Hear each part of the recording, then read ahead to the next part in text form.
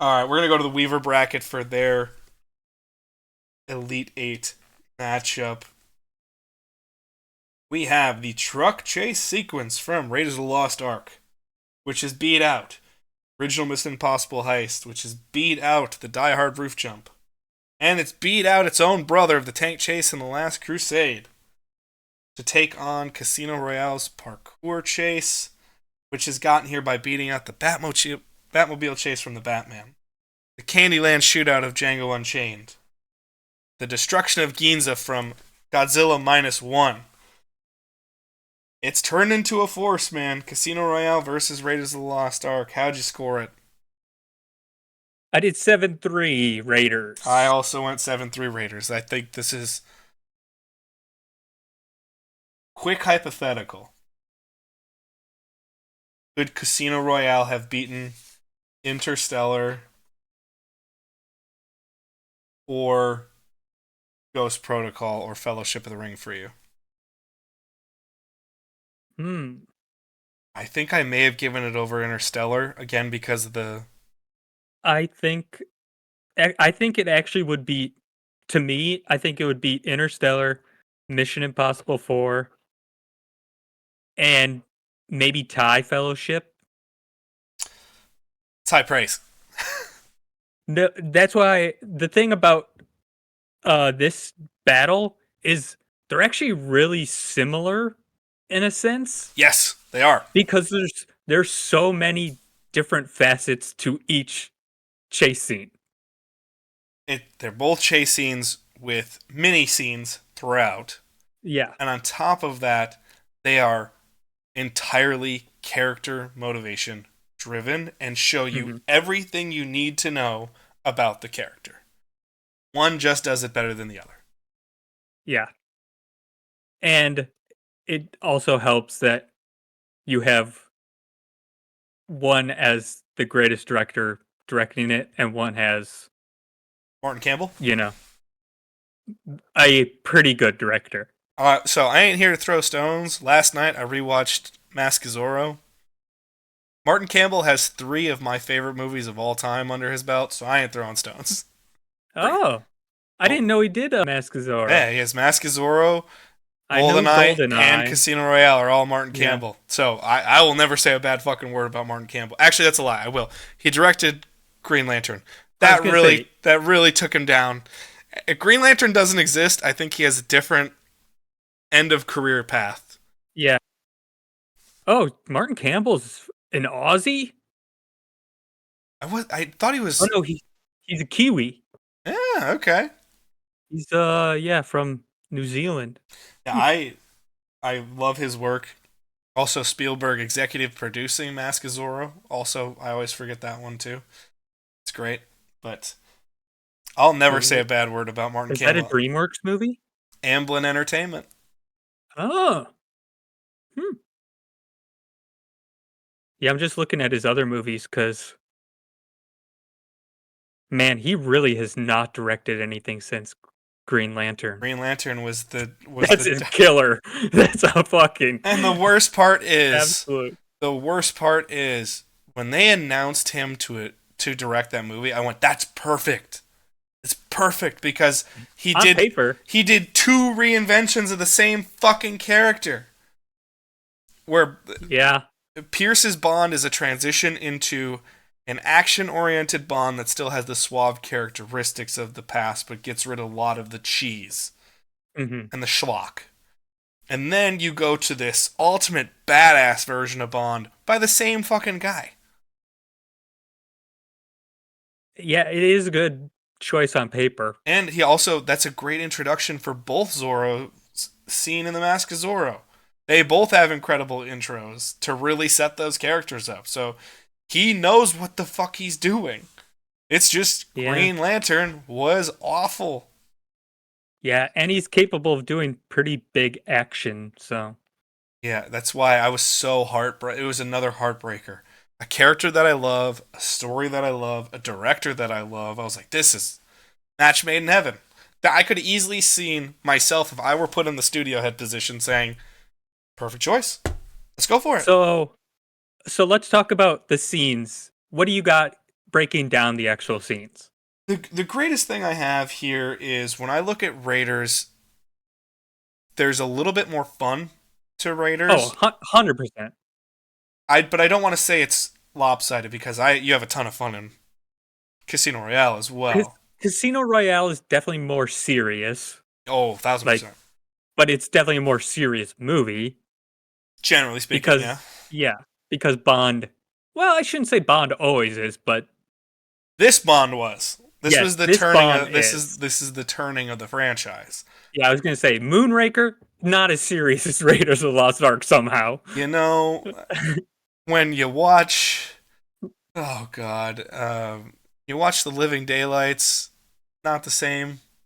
When you watch View to a Kill, not the same tone. That's one I have not seen, actually. I know it's bad. It's one of my guilty pleasures. I love watching it, but it's because I can just go, what the fuck? Like that's got Christopher Walken, right? Yes, it does. Okay, yeah. Grace Jones and what's her fucking name? It's the mom from That 70s Show. It's the Bond girl. Oh, not Kitty, but Donna's mom. Yeah, I know who you're talking about. Shit, I can picture. I just can't think of her name. And it also, again, nice tie to Indiana Jones. Alison Doody is also a Bond girl in that as well, from Last Crusade. What is that? 3 years before Last Crusade? 4. I want to say that's 85. Yeah. Okay. Because they have Duran. Yeah, they have Duran Duran singing the theme song. Oh yeah, that's the one that everyone loves. Oh, it's such a good fucking theme song. It's great. Yeah. And you just have 57-year-old Roger Moore and his Depends, and with such you want to like going back in this tournament for another tie. When I was like, there's such clear doubles in Terminator 2. You know, every scene is a double for Roger Moore, and you're like, oh, so you're looking for it because he's so clearly old. He's an elderly man. So, like, he legitimately is AARP status now, so yeah. You're clearly like, come on. He can't throw a kick when he's got his Depends on. And it sucks. I love Roger Moore's Bond, but it's because it's just like, I jive with the tone because I know it was just silly 70s and 80s bullshit. And I was okay with that. It's not the Bond I prefer, but I'm like, it's fine. It's whatever. Okay, so Raiders starts with him on the horse chasing down the trucks. Yeah. Casino Royale starts with the dumbass agent not being able to be an actual fucking like agent, really. Pretty much, yeah. Like pretty much the dumbest agent ever, like putting his ear or his finger to his ear. It's like, shouldn't that be like Agent 101 not to do that? And like, then really? Immediately pulls his gun and throws it up in the air, and you're like, what are you doing? Yeah. Yeah, that's probably the dumbass of the group. He was probably the bottom of the class. Everyone always, like, the people that are in favor of the expansion of James Bond, that's why you shouldn't want anything more than Bond. And also, now that Amazon owns Bond, I don't have high hopes. Neither do I.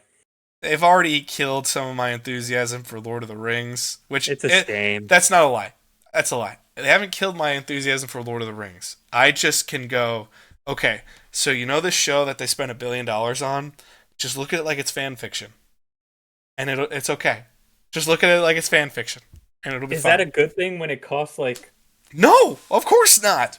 $300 million for a season? They legitimately paid like $1 billion for the first season. It was fucking wild. And it looks gorgeous in some ways, and yet it's straight garbage in some ways. And it hurts my feelings. But nonetheless, that's why just look at it as like it's fan fiction, and it's fine. That's pretty bad, though, when you have to do that. But again, Raiders has more fun moments and so many great ways to put its character in jeopardy, where Bond doesn't feel like he's in jeopardy very often. That's, I think, the difference. You feel like Indy's in jeopardy a lot. Bond's in jeopardy a couple times. But it's always him on the chase, where Indy's chasing them. Yes. But then half the time gets the upper hand and then gets taken away. The upper hand gets taken away. Like, there's Bond a give and take. Like he needs to find a headstrong way of ingenuity, Yes. whereas Indy's just like, how do I counter like them just being assholes? Pretty much. Them being Nazis. Yeah. How do I counter Nazis? Do other shit. So Yeah. it's worthwhile to say. But What's your favorite moment of the Casino Royale chase? Good question. I know mine. It's My- when the guy jumps through the hole. I was about to say the same thing! Yeah, and then Daniel Craig just runs through it. He runs It's a straight through great the moment. drywall. It's a perfect character moment. Yeah. He doesn't give a fuck. He's bidding his man. Or when he catches the pistol. I love that too. That's rad. That's one of those moments that you're just like, nice. Everyone loves to have those moments in action movies where you're just like, nice. That's the moment. Chucks a pistol and he just goes, fuck you. And you're like, nah. It's so cool. Yeah. God, Daniel Craig's Bond's so cool, man. I fucking love Daniel Craig's Bond. It's the best. But that is the win for the Elite Eight here on the show.